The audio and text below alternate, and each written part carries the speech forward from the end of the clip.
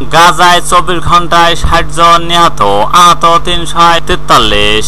স্বাস্থ্য মন্ত্রণালয়। এরপর জানিয়ে দিব পাকিস্তানে বন্যায় মৃতের সংখ্যা বেড়ে প্রায় 700।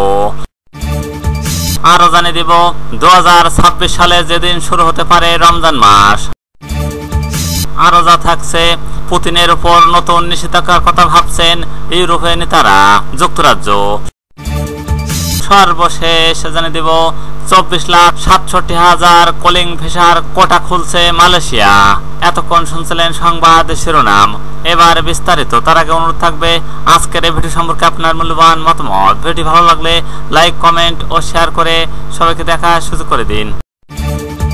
24 ঘন্টায় গাজায় 60 জন নিহত, আহত 343। স্বাস্থ্য মন্ত্রণালয়। গাজার ফিলিস্তিনীয় স্বাস্থ্য মন্ত্রণালয় জানিয়েছেন গত 24 ঘন্টায় কমপক্ষে 60 জন নিহত এবং 343 জন আহত হয়েছেন। ইসরায়েলের হামলার অনেক শিকার এখনো ধ্বংসস্তূপের নিচে চাপা পড়ে আছেন। অ্যাম্বুলেন্স ও সিভিল ডিফেন্স কর্মীরা তাদের কাছে পৌঁছাতে পারছেন না। সোমবার 19 আগস্ট মন্ত্রণালয় জানিয়েছেন 7 অক্টোবর 2023 থেকে ইসরায়েলের হামলায় মোট মৃতের সংখ্যা বেড়ে 62,064 জনে পৌঁছেছে। আহত হয়েছেন 1,56,573 জন। গত 18 মার্চ ইসরায়েল একতরফাভাবে যুদ্ধবিরতি ভঙ্গের পর 10,518 জন নিহত এবং 44,532 জন আহত হয়েছেন। মন্ত্রণালয় আরো জানিয়েছেন যুদ্ধের শুরু থেকে মানবিক সহায়তা গ্রহণের সময় 1,996 জন নিহত এবং 14,898 জন আহত হয়েছেন। এছাড়া 24 ঘন্টায় ক্ষুধা ও অপুষ্টির কারণে 3 জনের মৃত্যু হয়েছে, যা মোট সংখ্যা 266 জনে পৌঁছেছে, যার মধ্যে 112 জন শিশু। পাকিস্তানে বন্যায় মৃতের সংখ্যা বেড়ে প্রায় 700। পাকিস্তানে অতিবৃষ্টিতে সৃষ্ট ভয়াবহ বন্যায় প্রায় 700 জনের মৃত্যু হয়েছে। গত 24 ঘন্টায় খাইবার পাখতুনখাওয়া ও প্রদেশে আরো 26 জন নিহত হওয়ার পর মৃতের সংখ্যা বেড়ে 699 জনে দাঁড়িয়েছে। মঙ্গলবার 19 আগস্ট পাকিস্তানের জাতীয় প্রাদেশিক ও দুর্যোগ ব্যবস্থাপনা কর্তৃপক্ষের তথ্যের ভিত্তিতে এই তথ্য জানিয়েছেন বার্তা সংস্থা আনাদোল নিউজ। সর্বশেষ মৃত্যুর ঘটনা ঘটেছে খাইবার পাখতুনখাওয়াতে। সেখানে বন্যায় ভয়াবহ প্রাকৃতিক বিপর্যয় সৃষ্টি হয়েছে। এতে করে মানবিক বিপর্যয় পড়েছেন সাধারণ মানুষ। গত 26 জুন পাকিস্তানে প্রথম বর্ষার তাণ্ডব শুরু হয়। গত কয়েকদিন এই পরিস্থিতি অনেক বেশি খারাপ হয়ে যায়।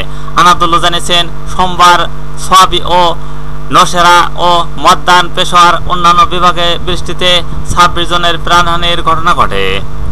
এর মধ্যে বণিক বিভাগে সবচেয়ে ক্ষতিগ্রস্ত হয়েছে। সেখানে অন্তত 222 জনের মৃত্যুর ব্যাপারে নিশ্চিত হওয়া গেছে। বনেরে আরো অনেক মানুষ এখনো নিখোঁজ রয়েছেন। বনেরের বেসনে গ্রাম গত শুক্রবার রাতে আকস্মিক বন্যার পানিতে পুরো নিশ্চিহ্ন হয়ে যায়। সেখানে উদ্ধার কর্মীরা এখনো জীবিত মানুষের খোঁজ চালাচ্ছেন। শত শত মানুষের প্রাণহানির পাশাপাশি ধ্বংস হয়ে গেছে বহু অবকাঠামো। বন্যা ভাসিয়ে নিয়ে গেছে সাধারণ মানুষের ঘর বাড়ি, গবাদি পশু সহ সবকিছু। গত বৃহস্পতিবার রাতে খাইবার পাখতুনখাওয়ার বিভিন্ন জায়গায় অস্বাভাবিক বৃষ্টিপাত শুরু হয়, যা শুক্রবার সকালে পর্যন্ত অব্যাহত থাকে। এরপর ঘটে মেঘ বিস্ফোরণের ঘটনা, যেটির প্রভাবে সৃষ্ট আকস্মিক বন্যা নিশ্চিত করে দেয় অনেক কিছু। সোমবার থেকে নতুন করে আবারও ভারী বৃষ্টিপাত শুরু হয়।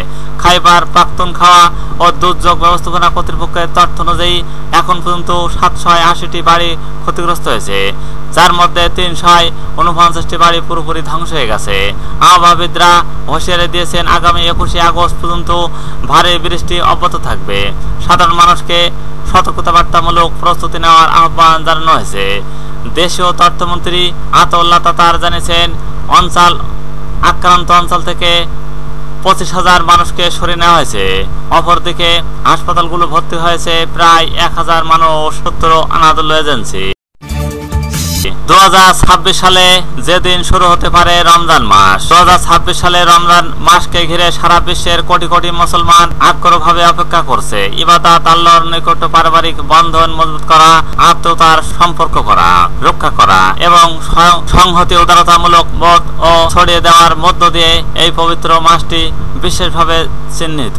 জ্যোতিষী বিজ্ঞানী হিসাবে অনুযায়ী অধিকাংশ আরব দেশে 2026 সালের 17 ফেব্রুয়ারি মঙ্গলবার রমজান মাস শুরু হবে বলে আশা করা হচ্ছে।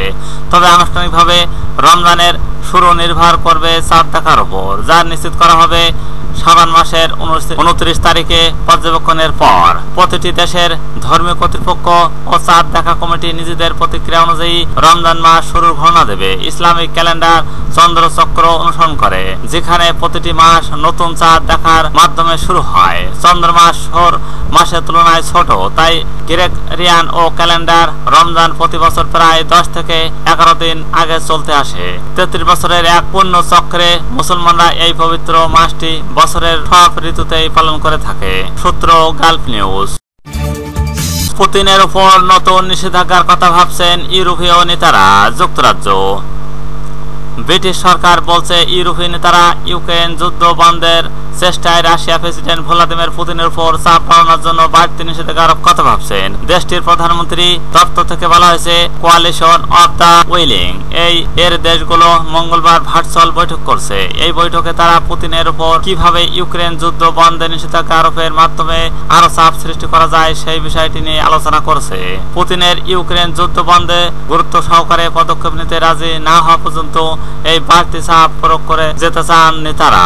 এছাড়া বৈঠকে নেতারা বিষয়ে একমত হয়েছেন যে আগামী দিনগুলোতে তাদের পরিকল্পনা টিম যুক্তরাষ্ট্রের পরিকল্পনাকারী টিমের সঙ্গে বৈঠক করবে ইউক্রেনের জন্য নিরাপত্তা নিশ্চিত পরিকল্পনা এগিয়ে নেওয়ার জন্য। যুদ্ধ বন্ধ হলে ইউক্রেনের ভবিষ্যতের সুরক্ষা একটি ইউরোপীয় বাহিনী মোতায়েনের জন্য প্রস্তুত থাকার পরিকল্পনা নিয়ে বৈঠক নেতারা আলোচনা করবেন বলে জানিয়েছেন ব্রিটিশ প্রধানমন্ত্রী কিয়ার স্টারমারের মুখপাত্র। যুক্তরাষ্ট্র রাশিয়ার যুদ্ধ বন্ধে যে কোনো শান্তি চুক্তির আওতায় ইউক্রেনকে নিরাপত্তা নিশ্চয়তা দিতে সাহায্য করবে বলে প্রেসিডেন্ট ট্রাম্প জানানোর পর ইউরোপীয় নেতারা আশ্বস্ত করছে। যদিও এই সাহায্য কি ধরনের হবে তা তাৎক্ষণিকভাবে স্পষ্ট হয়নি। 24,67,000 কলিং ভিসার কোটা খুলেছে মালয়েশিয়া। বিদেশি শ্রমিক নিয়োগ ফের কলিং ভিসার কোটা উন্মুক্ত করার ঘোষণা দিয়েছেন মালয়েশিয়া। কলিং ভিসায় দেশটি 24.5 লাখের বেশি কর্মী নেবে বলে জানা গেছে।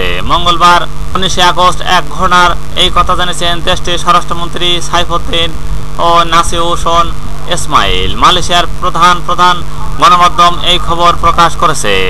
দীর্ঘ 4 বছরের নিষেধাজ্ঞার পর 2022 সালের 9 আগস্ট মালয়েশিয়ার শ্রম বাজার উন্মুক্ত হলে এর 7 মাস পর 2023 সালের 18 মার্চ দেশটির তৎকালীন মানব সম্পদ মন্ত্রী ভি শিবকুমার এক বিবৃতিতে জানান, বিদেশি কর্মীদের জন্য পোস্টার আবেদন অনুমোদন পরবর্তী ঘটনা না দেওয়া পর্যন্ত স্থগিত থাকবে।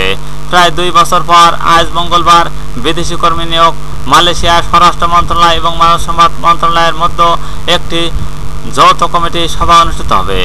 ওই সভার কলিং ভিসার কোটা উন্মুক্ত করার সিদ্ধান্ত গৃহীত হয়। স্বরাষ্ট্রমন্ত্রী সাইফুদ্দিন নাসিউশন ইসমাইল জানান, কৃষি, বাগান ও খনি খাত সহ মোট 13টি উপখাতে বিদেশি শ্রমিক নিয়োগের আবেদন গ্রহণ করা হবে। এর মধ্যে সার্ভিস সেক্টরের হোলসেল ও and retail, land, air house, security guards ও মেটাল অ্যান্ড ক্রাফট মেটেরিয়ালস ও রেস্তোরাঁ, লন্ড্রি, কার্গো এবং বিলিং ক্লিনিং খাতে শ্রমিক নিয়োগের সুযোগ থাকছে। তিনি আরো বলেন, নির্মাণ খাত অর্থাৎ কনস্ট্রাকশন সেক্টরের নিয়োগ কেবল সরকারি প্রকল্পে সীমাবদ্ধ থাকবে, আর উৎপাদন ম্যানুফ্যাকচার খাতে অগ্রগতি দেওয়া হবে। মালয়েশিয়ান ইনভেস্ট ও ডেভেলপমেন্ট অথরিটি MIDA এর আওতাধীন নতুন বিনিয়োগকে এবারের কলিং ভিসা বিদেশি শ্রমিক নিয়োগের আবেদনের সুযোগ শুধু খাত ভিত্তিক অফিসিয়াল এজেন্সিগুলো পাবে। আগের মতো কোনো এজেন্সি বা সরাসরি নিয়োগকর্তা স্থানীয়ভাবে আবেদন করতে পারবে না। আবেদন যাচাই বাছাই শেষে তা অনুমোদন করবে ফরেন ওয়ার্কার্স ও টেকনিক্যাল কমিটি, পরে জয়েন্ট যৌথ কমিটি।